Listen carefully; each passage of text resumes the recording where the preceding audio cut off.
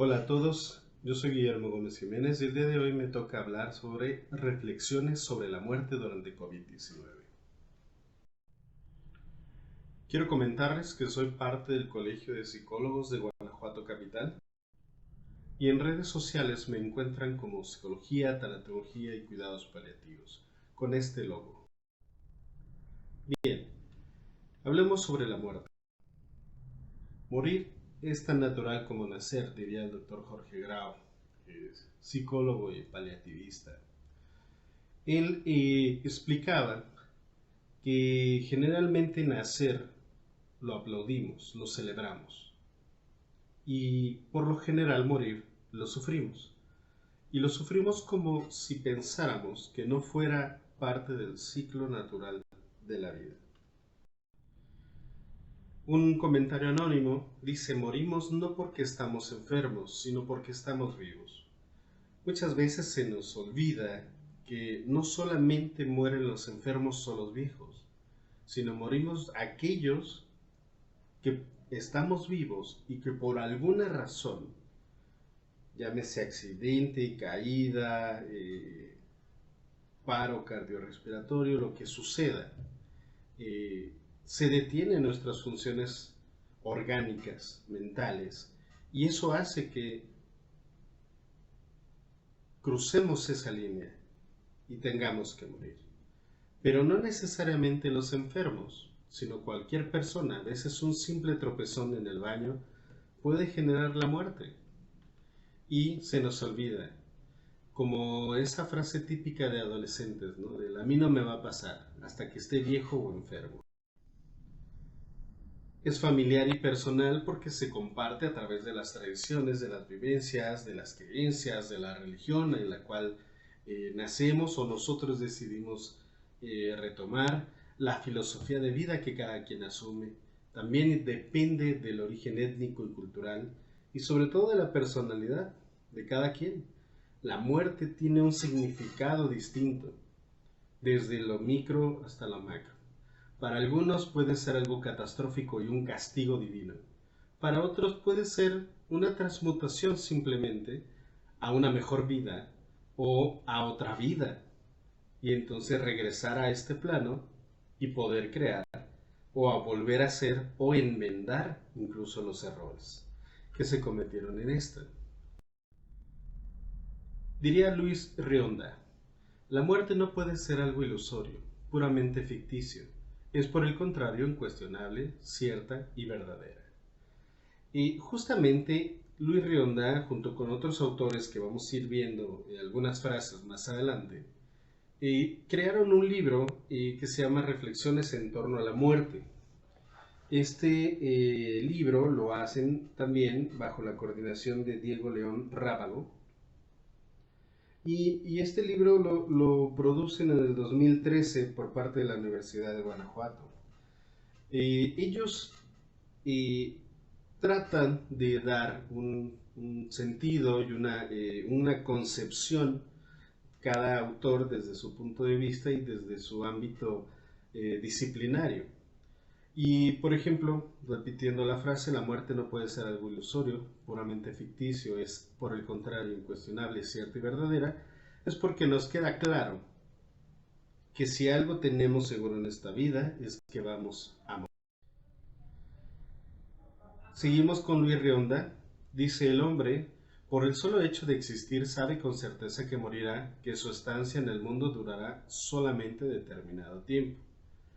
Como lo comentaba hace rato, por el solo hecho de existir, de vivir, tenemos seguro la muerte. La muerte nunca se vive aisladamente. Justamente cuando una persona fallece, también nos recuerda que nosotros somos vulnerables y que nosotros en algún momento vamos a perecer igual que esa persona. A veces los accidentes, las enfermedades, simplemente la vejez nos recuerda que somos vulnerables y que en algún momento nosotros pudiéramos ser los que estaremos en ese lugar. Diría Mitch Albom: todas las cosas de nuestra vida tienen un sentido, todos los finales son también comienzos, lo que pasa es que no lo sabemos en su momento.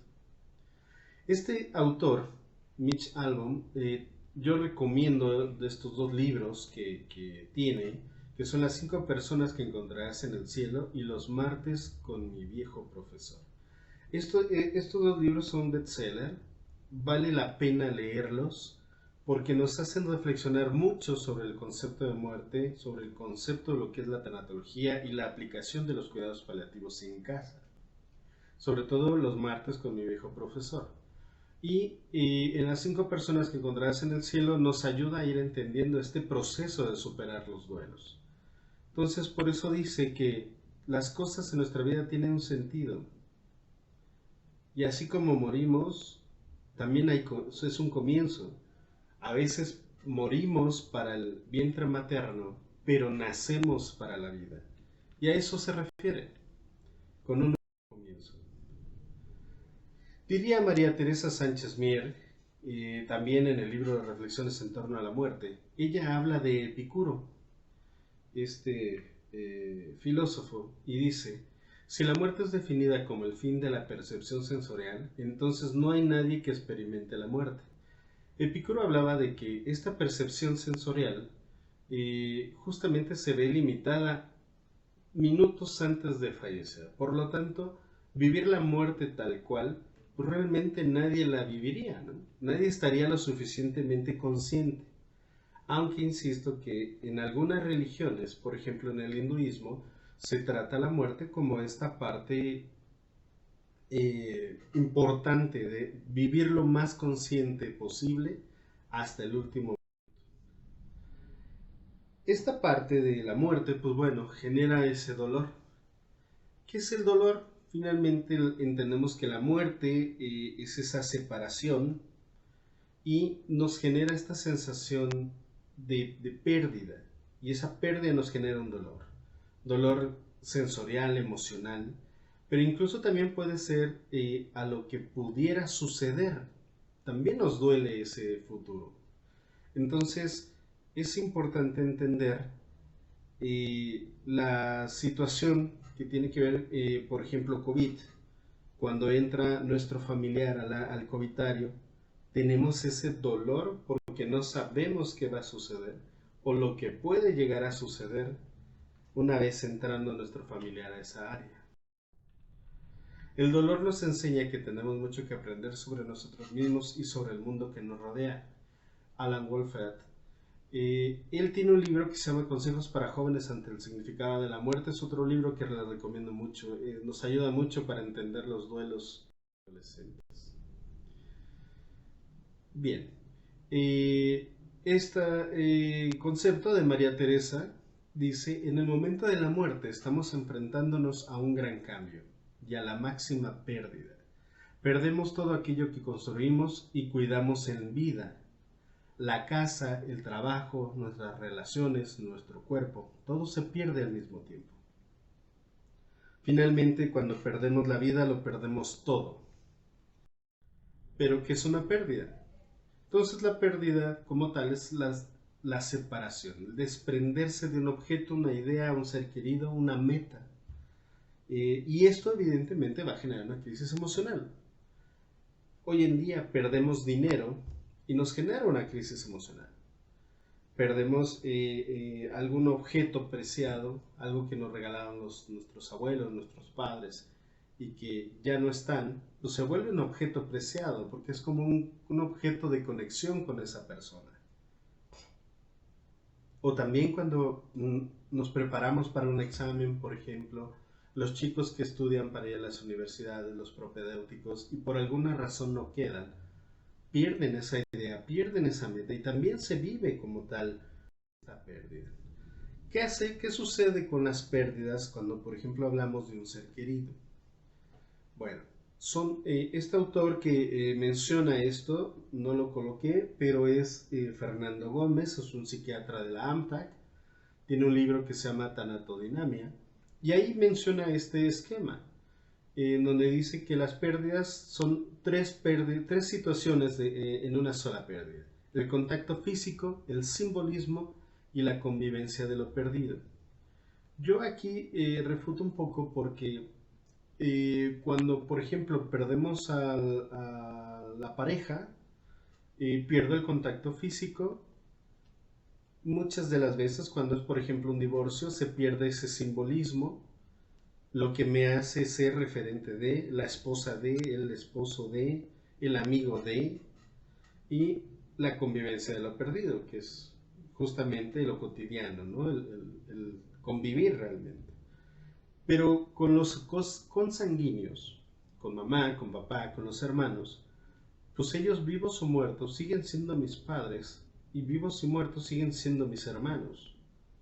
Entonces el simbolismo no se pierde del todo, pero sí el contacto físico y evidentemente la convivencia, cuando justamente hablamos de la muerte de alguien tan cercano. Recordemos esta parte, el simbolismo no se pierde. Diría Victoria Navarrete Cruz, ella fue coordinadora estatal de bioética, ella daba clases en la Universidad de Guanajuato, una persona muy importante para la bioética en este estado y lo confieso, para mí también es una gran amiga. También escribe en este libro de reflexiones en torno a la muerte. Y ella dice que la muerte es un hecho inevitable que se vive de muchas maneras, jóvenes, viejos, creyentes o escépticos. Cada persona piensa de forma diferente sobre la vida y la muerte. Esto, de alguna manera, tiene que ver con el inicio, con la parte central de que la muerte la vive cada quien de acuerdo a su personalidad, a sus creencias, a sus vivencias, a su comunidad, a su familia. Bien, las pérdidas según la importancia. Jorge Grau también nos comentaba en ese curso que nos dio, en el que tuve la oportunidad de asistir con él, dice que hay 12 pérdidas como registradas como más dolorosas, que es la muerte del cónyuge, de un familiar, que en este caso son padres o hijos como familiares muy cercanos, jubilación, problemas sexuales, identidad, etc. Cuando hablamos de COVID y hablamos que es nuestro familiar quien entra al covitario, justamente pues hemos visto ya 2 años después de trabajar con COVID que pues la muerte del cónyuge llega a ser tan dolorosa y además con COVID yo creo que aumenta un poco más esta sensación de dolor porque lo vemos entrar caminando con dificultad respiratoria o despierto, todavía diciéndonos algo, pero vivo. Y muchas veces cuando sale nuestro familiar, nuestro cónyuge de estas salas, pues no siempre salen vivos. Y eso es lo que genera, aparte del dolor de perderlo, es el modo en que lo perdemos. Entonces, hablar de que la persona que tenemos como paciente COVID, que es esposo o esposa de alguien, pues eso implica una situación de dolor y pérdida, pues muy dolorosa, muy fuerte. Al igual que se trata de padres e hijos. Al inicio de la pandemia atendíamos personas mayores de 50, 60 años y eran nuestros padres, nuestros abuelos. Pero ya ahora es reciente que empieza a haber adolescentes y a lo mejor en un futuro niños contagiados con COVID en nuestros hospitales, ¿no? Empezando a ocupar estos covidarios. Cuando son ancianos, personas de la tercera edad, eh, viven estas doce pérdidas todo el tiempo. Si se dan cuenta, todas las 12 pérdidas las vive al mismo tiempo un abuelo. Seguramente ya tiene merma en sus facultades mentales, ya no tiene tantas habilidades y destrezas, disminuyó considerable en su actividad social y además le sumamos la poca tolerancia que a veces le tenemos a los abuelos, a nuestros viejos y además con COVID. Es otra carga que tienen ellos del miedo de estar contagiados, de contagiarse o incluso de sentirse abandonados en un hospital. Bien, ¿qué es el duelo? El duelo como proceso se define como un conjunto de procesos psicológicos y psicosociales que siguen a la pérdida. Esto va a tener que son manifestaciones físicas, mentales, emocionales, conductuales, espirituales que vamos a tener a partir de una pérdida, de esta separación de desprendimiento. Insisto, llámese objeto, meta, idea o un ser querido, o incluso el pensar que puede llegar a suceder. Bien, ¿qué pasa con los niños y los duelos? Muchas veces a los niños no se les toma en cuenta, ¿no? Y pensamos que ellos, como están pequeños, lo entienden. Sin embargo, los niños logran entender el duelo bastante bien. Y a lo que ellos les duele más es la separación. Esa sensación de separación para ellos es lo peor. Sobre todo niños pequeños, ¿no? Menos de 5 años. Incluso quien tiene hijos recordará que tan solo decirle voy a la tienda, ahorita vengo, tú te quedas, es motivo de quedarse llorando detrás de la puerta, porque siente que lo abandonas. Ahora imagínate en COVID, en donde no le decimos al niño que papá, que mamá, que el abuelo salió de casa para irse a un covitario, para irse a intentar recuperar de este COVID, y que esperamos que así sea. Y el niño no se entera, simplemente lo ve partir y no ves, si tiene la fortuna de verlo regresar, pues genial. Y si no, muchas veces nadie le explica nada.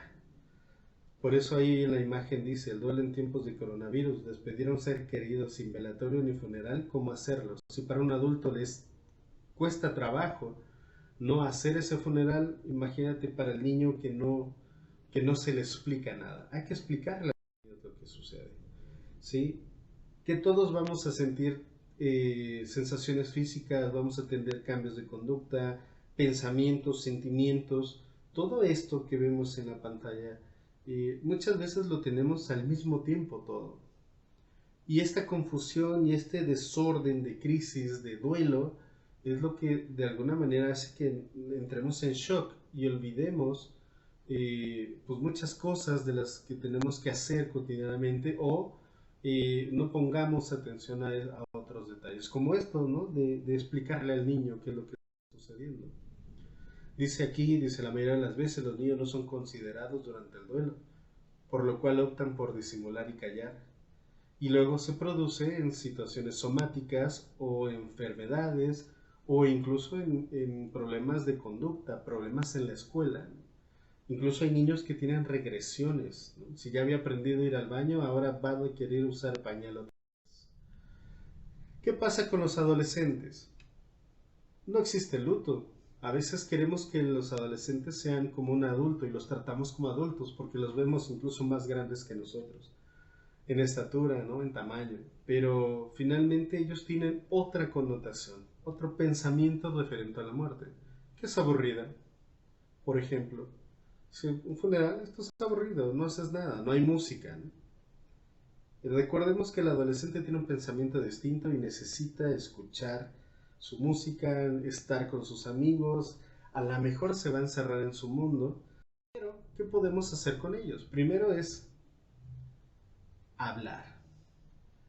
Siempre que hablemos con un adolescente, primero debo de hablar de mi dolor como papá y para que él tenga la confianza de hacerlo también. ¿Sí? Si yo no me acerco a mi adolescente, él no va a tener ese acercamiento conmigo. Recuerda que yo soy papá, soy mamá, soy la autoridad y lo que menos quiere es que le estemos mandando, ordenando cosas, ¿no? Quiere ser esa independencia ficticia de adulto. Sin embargo, siempre va a pensar que sus cosas son más importantes. Y evidentemente, ¿no? Su dolor va a ser más importante que cualquier otra cosa. Pero muchas veces no representan el dolor como un adulto, a lo mejor como un llanto o como parte de entender su proceso, sino simplemente lo ve como una situación más de estos extremos que vive y además necesita el soporte de sus iguales, porque no puede juntarse con los niños, pero tampoco pertenece al mundo adulto.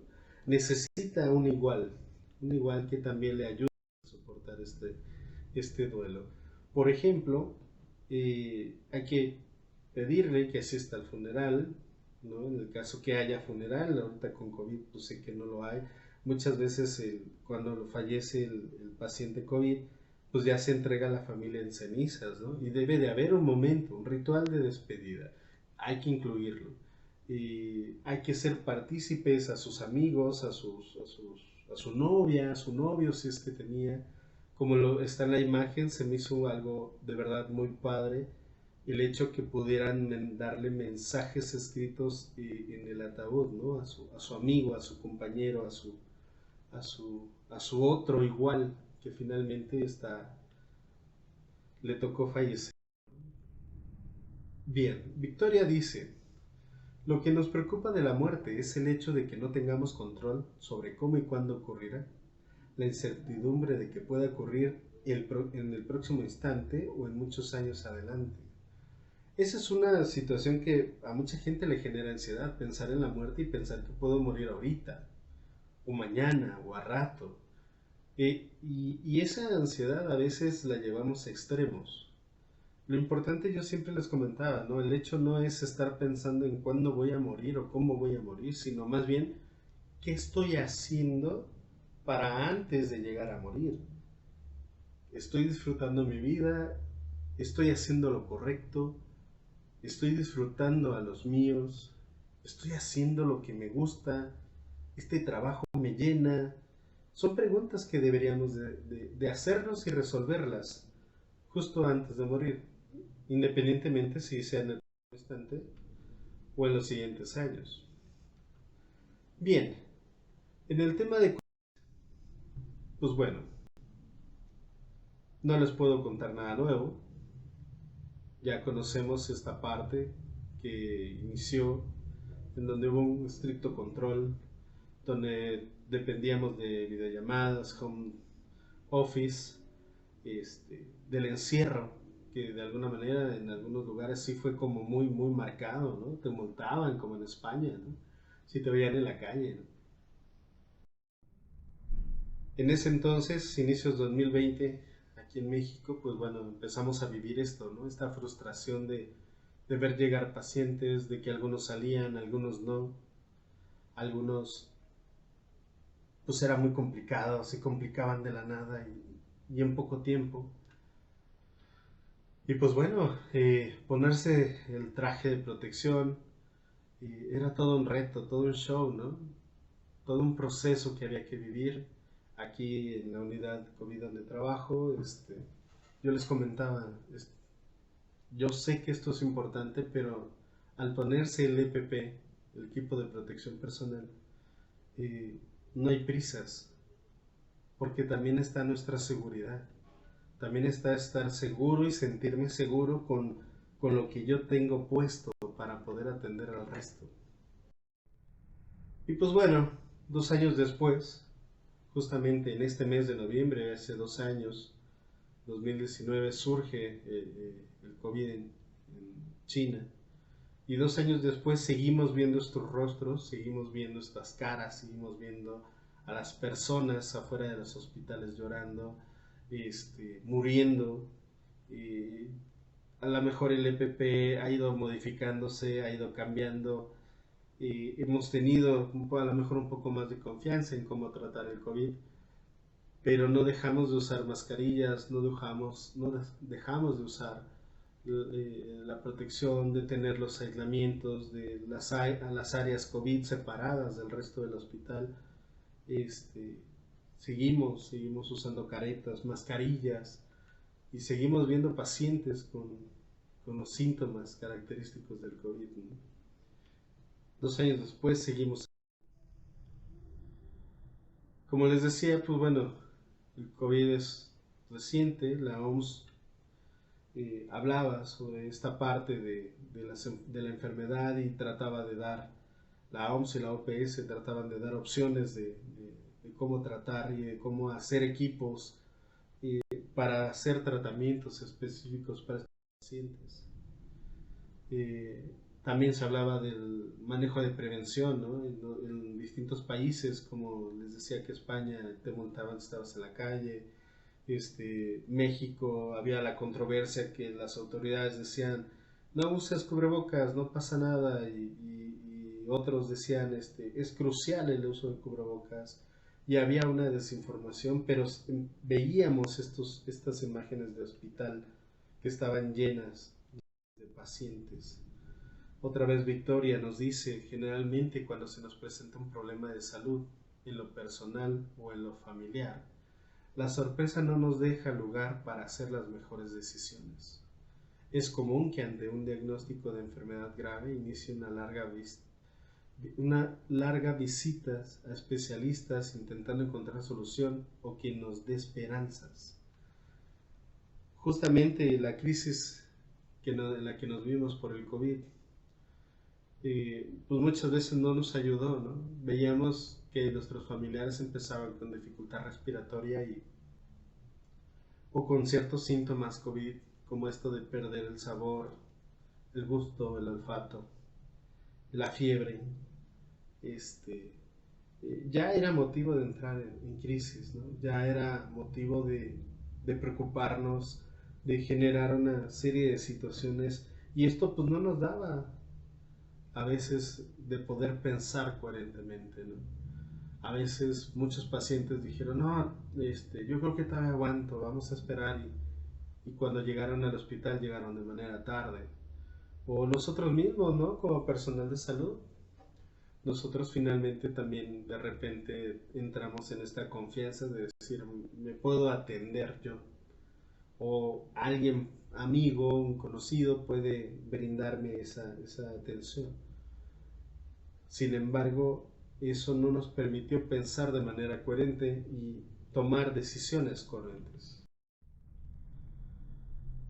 Por eso mismo les mencionaba que, pues bueno, las crisis emocionales pues, se disparaban, ¿no? Yo debo de confesar que las crisis, desde que iniciamos, por lo menos en esta unidad del 25 de marzo del 2020, que fue nuestro primer paciente, pues nosotros seguimos en crisis, ¿no? No ha cambiado la crisis del personal porque a lo mejor por el tipo de unidad, ¿no? Que somos una unidad de terapia intensiva, que finalmente llegan pacientes de todo el estado aquí, eh, llegan ya muy complicados, llegan muy graves, y pues llegó un momento en que de cada 10 pacientes solo sobrevivía uno, ¿no?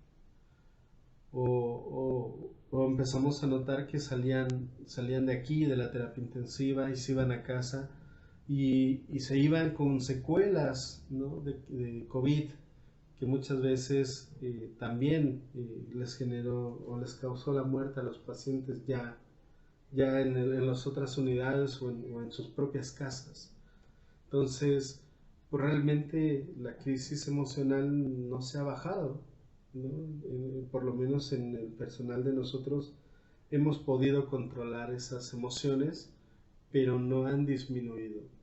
Y ahora, viendo esta situación de que cada vez son más jóvenes los pacientes, pues siempre vemos reflejado, ¿no? Yo creo que eso nos pasa a todo el personal de salud. Vemos reflejado la parte de que si veo a un viejito pienso que es mi abuelo o mi abuela. Si veo a una persona algunos años mayor que yo pienso que es mi padre o mi madre. O si veo a un igual, un contemporáneo, digo puede ser mi hermano, puedo ser yo. Pero ya cuando empezamos a ver gente menor a nosotros, pues empieza otra vez, ¿no? Ese miedo, esa culpa, ese terror, esa depresión, ese burnout que finalmente nos sometimos, o la pandemia nos obliga a someternos desde hace ya pues año y medio por lo menos nosotros, ¿no? 25 de marzo del 2020 fue el primer paciente.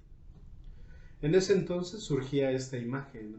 De impacto emocional de la pandemia. Esta imagen me gustaba mucho porque de alguna manera representa la forma en que uno va aceptando su duelo, aceptando las pérdidas, aceptando la pandemia, ¿no? Dice, llegamos al punto de la llamada, la negación, la rabia, el miedo, la aceptación, pero aquí donde dice nuevos hábitos y confianza, yo creo que nos quedamos en nuevos hábitos. Mucha gente allá afuera sale con una confianza, pues no sé cómo llamarlo, ¿no? Ya no usa cubrebocas, cree que por las vacunas, porque está vacunado, ya no se va a enfermar o ya no va a llegar a un hospital, a una terapia intensiva. Ahora que el estado se pone en verde, se disparan las fiestas, se disparan las reuniones y bajamos la guardia, ¿no?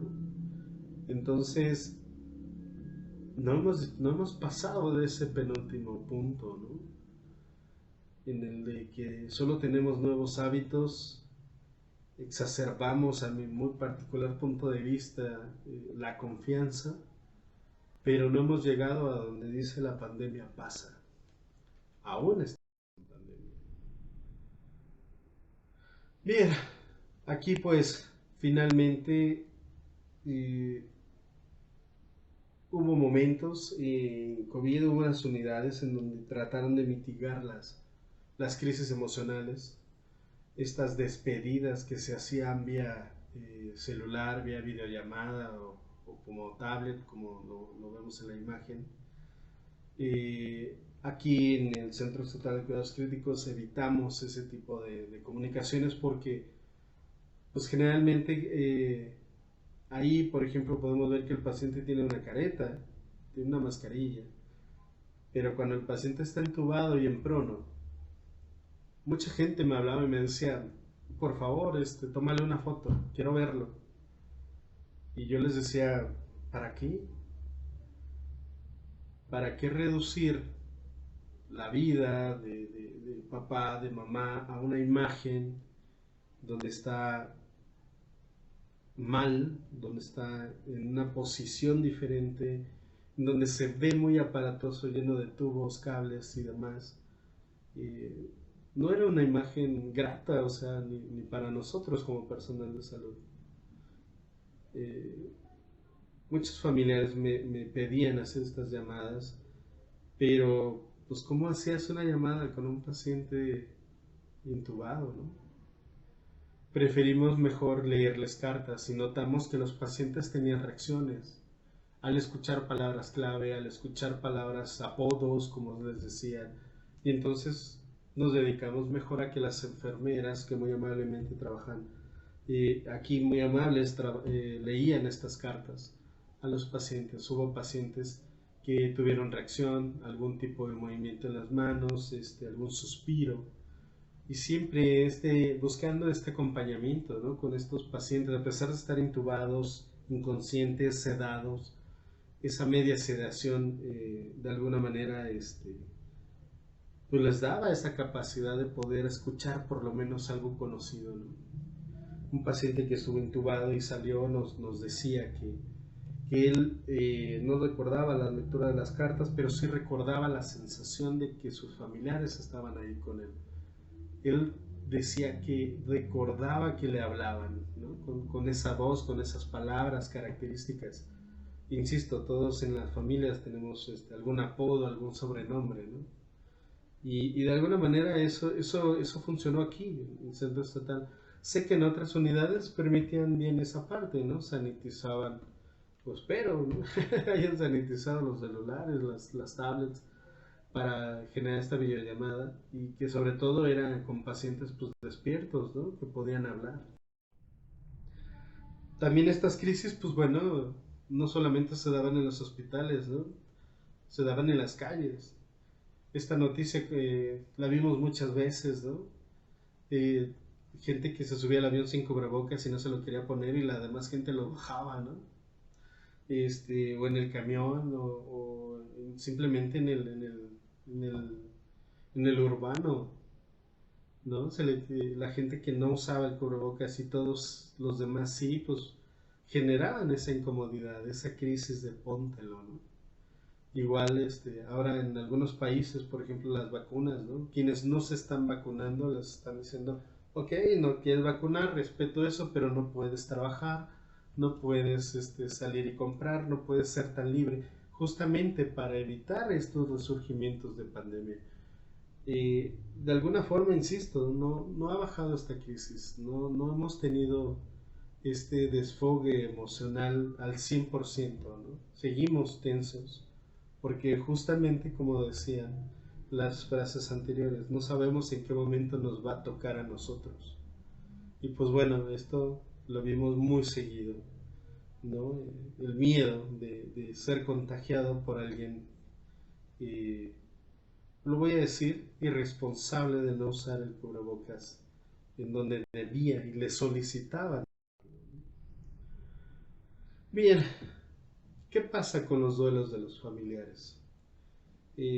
Cuando nosotros somos personal de salud y tenemos que atender a los familiares que están en duelo, llámese que seas psicólogo, seas médico, enfermera, quien da las noticias, las malas noticias o simplemente la notificación diagnóstica del día a día por teléfono de estas áreas. Pues bueno, primero hay que permitir el desahogo, hay que ir informando y educando de manera correcta, hay que ser asertivos con nuestras palabras. No seamos bruscos al momento de dar la notificación. Expliquemos a detalle los procesos. ¿Qué pasa si su paciente es dado de alta? ¿Qué pasa si su paciente fallece? Tenemos que explicar claramente esto, ¿no? Y sobre todo asegurarnos de algo muy importante, establecer los ritos de despedida. Como les decía, el concepto de muerte y finalmente el tener este funeral, este momento de decir adiós, es importantísimo. Y ahora con COVID, que lo ves entrar al covitario y lo ves llegar en una urna hecho cenizas a tu familiar, pues hay que implementar ritos de despedida diferentes, ¿no? No es malo tener, por ejemplo, unos días las cenizas en casa. Incluso nos sirve para hacer actividades técnicas tanatológicas, esas cenizas ahí, y poco a poco ir modificando esta nueva forma de vida sin ese ser querido, ¿no? Para esa familia. Entonces hay que darle seguimiento, ¿no? Hay que seguir con las videollamadas, hay que seguir con, con, con este contacto con el sistema de salud, porque de alguna manera las personas se sienten protegidas, se sienten atendidas. Y eso es genial para los que continúan en esta vida. ¿Qué va a pasar con el duelo del personal? Yo insisto mucho en esta parte porque no se nos debe de olvidar que también somos humanos y también nos duele la pérdida de nuestros pacientes. Pues también hay que permitir el desahogo entre nosotros. Insisto, las crisis, el burnout, el cansancio, el hartazgo, eh, yo lo veo muy seguido aquí en la unidad. Se harta uno de ver lo mismo, lo mismo, lo mismo, de hacer lo mismo, e incluso tener el mismo resultado, ¿no? Que muchas de las veces es la muerte del paciente. Entonces, eso nos estamos llevando, ¿no? Hubo un momento en que unas enfermeras me decían, es que ¿para qué nos esmeramos si sabemos que va a fallecer? Pues sí, a lo mejor sí lo sabemos por el tipo de complejidad en el que llega el paciente, pero pues no deja de ser una persona que es abuela, es mamá, papá, hermano, hijo de alguien, quienes tiene la esperanza puesta en nosotros para que nosotros hagamos lo que debamos de hacer, para por lo menos intentarlo. Intentar sanar, intentar regresar a esa persona a casa, ¿sí? También es importante que el personal entienda esta forma, que tiene que desahogarse de alguna manera. Y también pues racionalizar la impotencia. Tenemos un límite. Como personal de salud tenemos que parar en algún momento. Tenemos que decir hasta dónde realmente estamos dispuestos. Muchos médicos me han dicho, yo estoy entrenado para yo estoy entrenado para vivir 20 pandemias. Me lo han dicho así, literal. Eh, y no lo dudo, ¿no? Que se hayan mentalizado para soportar todo esto. Pero también no dudo que son humanos y que tenemos límites y que tenemos familia y que también nos duele y nos preocupa tanto llevar el virus a casa o que los familiares adquieran el virus en otro lado y de repente atender en nuestro trabajo COVID y luego de llegar a casa y seguir atendiendo COVID como mucha gente también le pasó. No fue nada sencillo para ellos. vivir esta.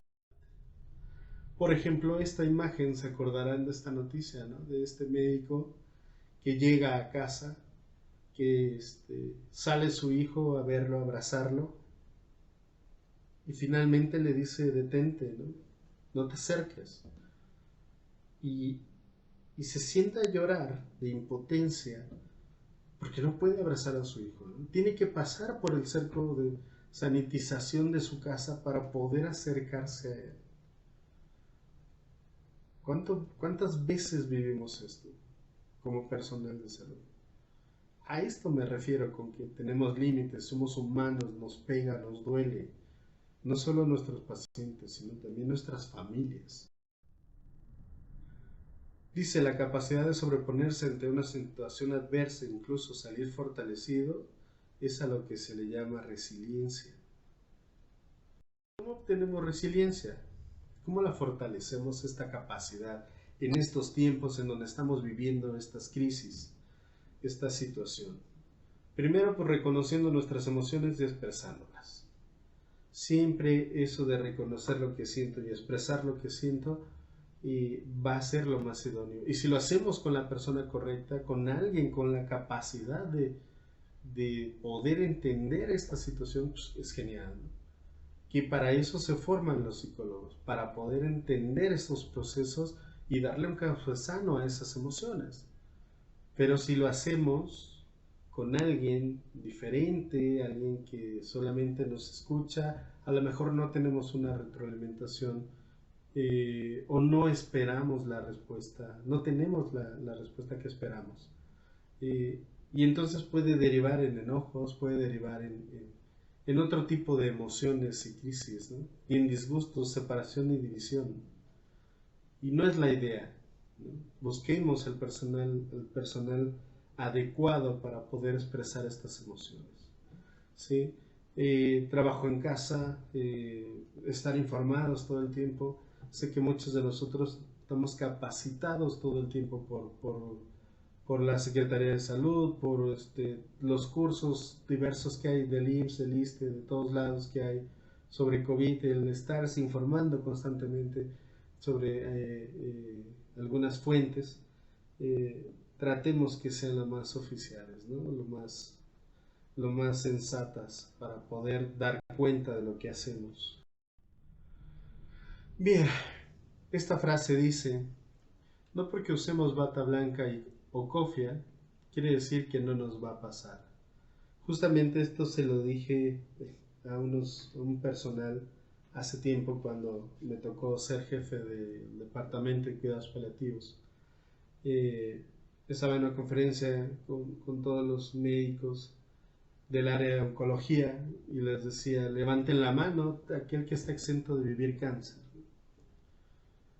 Y todos se volteaban a ver y pues nadie levantó la mano, ¿no? Nadie estaba exento de vivir cáncer. Le dije, bueno, ya ven, no por ser oncólogos están exentos de vivir cáncer. Es igual, no por usar bata estamos exentos de contraer COVID o de morir o de adquirir cualquier otra enfermedad. Pero a veces actuamos como si nosotros no nos fuera a dar, ¿no? O vemos al paciente como algo lejano y no vemos que también somos vulnerables, ¿no?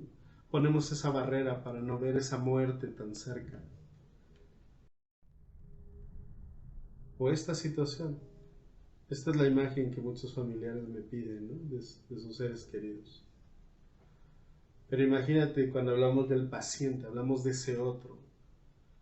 Pero nosotros que trabajamos en COVID, en áreas COVID, eh, en este lugar, en esta posición, con estos materiales, vimos a compañeros, vimos a médicos, vimos enfermeras, vimos psicólogos, vimos administrativos, los familiares de nuestros compañeros de trabajo, vimos amigos, vimos familia de nosotros mismos.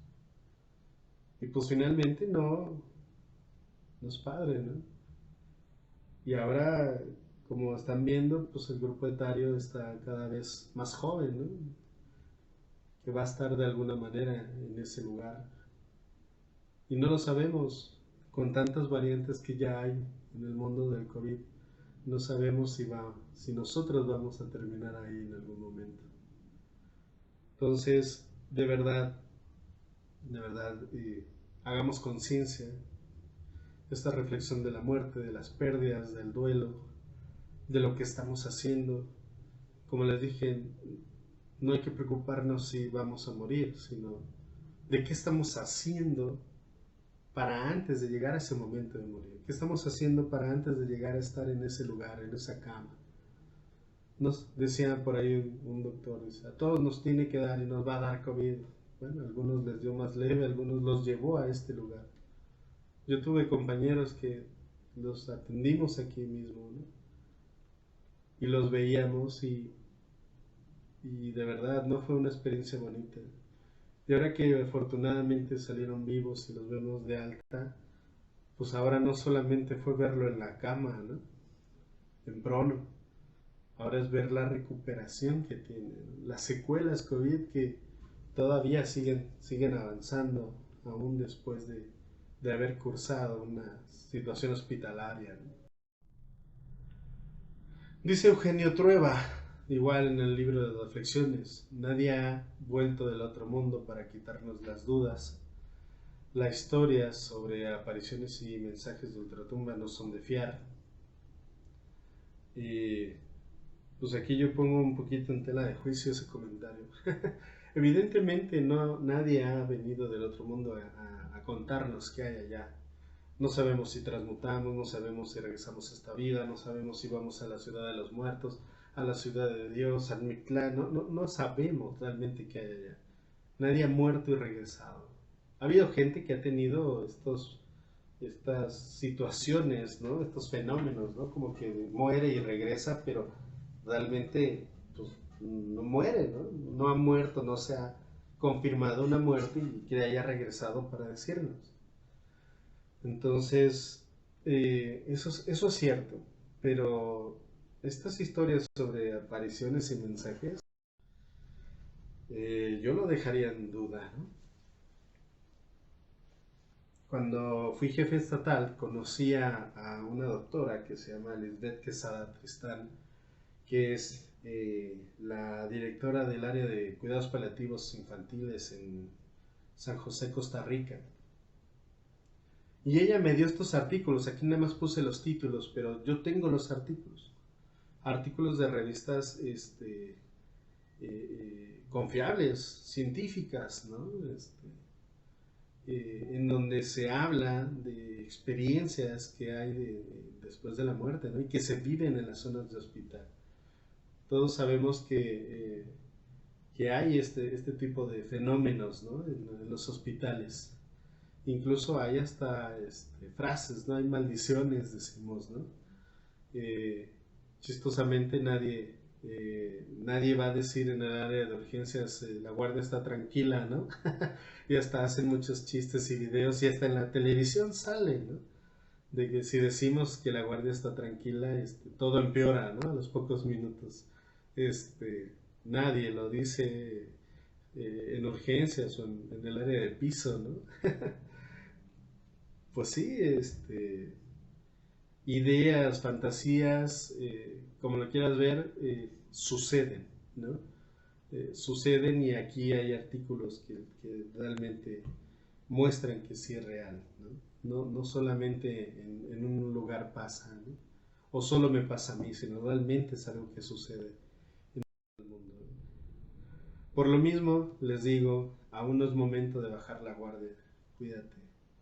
Seguimos en pandemia. Las reflexiones sobre la muerte y el COVID, pues bueno, no sabemos si nos va a tocar, no sabemos si les va a tocar a nuestros familiares, ahora no sabemos si le va a tocar a nuestros hijos, no sabemos, realmente a lo mejor lo vivimos, pero no sabemos si vamos a volver a vivir otra vez COVID.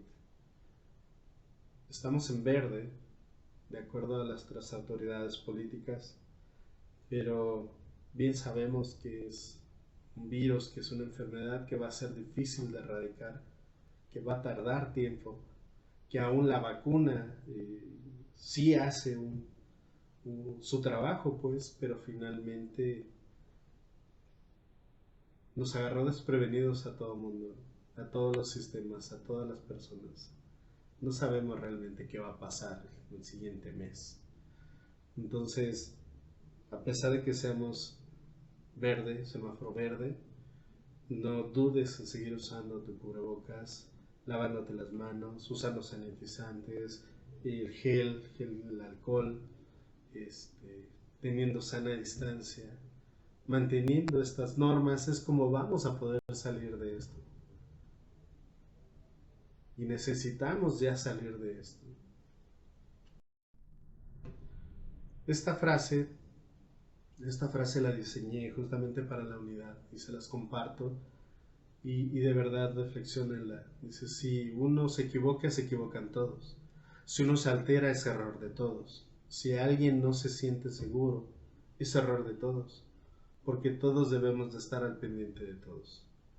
Esta frase la puse justamente antes en la puerta para entrar al comitario, en el vestidor, en el checador, en las puertas de cada donde está ubicado cada paciente.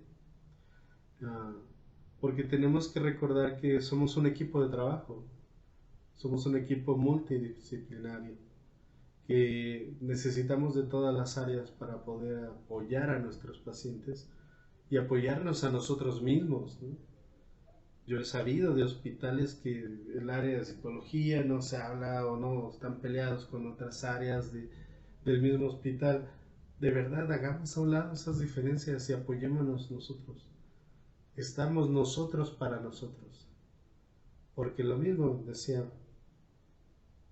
no sabemos qué va a pasar, no sabemos si nosotros vamos a ocupar un día esa cama y nos vamos a necesitar, todos necesitamos de todos. Por eso todos debemos de estar al pendiente de todos.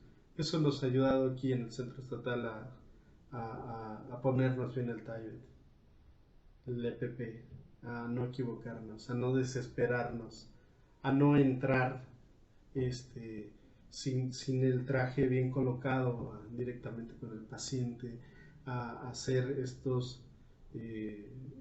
ser superhéroes, ¿no? Al querer solucionar todo, sino ser racionales, coherentes y hacer lo que tengamos que hacer, ¿no? Bajo esta línea de control emocional. Sé que no es sencillo, aquí en el centro estatal sé que ha costado trabajo que los compañeros entiendan que el área de psicología está para ellos. Quienes se han decidido lo han tomado y han tenido una mejor respuesta. Ha habido gente que no y se resiste. Y pues bueno, finalmente sé que ha sido más la gente que está buscando este apoyo, buscando este bienestar, mitigar el burnout y la crisis a la que seguimos sometidos, ¿no? Esto no sabemos cuándo va a parar y tenemos que continuar todos de alguna manera hasta el final de esto, ¿no? Hasta que esto se acabe, ¿no? Esperemos en algún momento. Entonces, las reflexiones de verdad van en cuestión sobre entendamos que vamos a morir. Eso es un hecho, no es una noticia, pero hay que ver cómo vamos a vivir mientras morimos, ¿sí? Es inesperada, nadie sabe en qué momento, cuándo ni dónde, y por lo mismo yo creo que nos da ventaja, ¿no? De poder planear, de poder hacer, de poder crear muchas cosas, ¿no? Para antes de llegar a ese momento. Entonces, les repito, yo soy Guillermo Gómez, me encuentro en el Centro Estatal de Cuidados Críticos en Salamanca. Muchas gracias al Hospital General de Acámbaro por la invitación. Muchas gracias a todos por permanecer hasta aquí en esta conferencia y estamos a sus órdenes.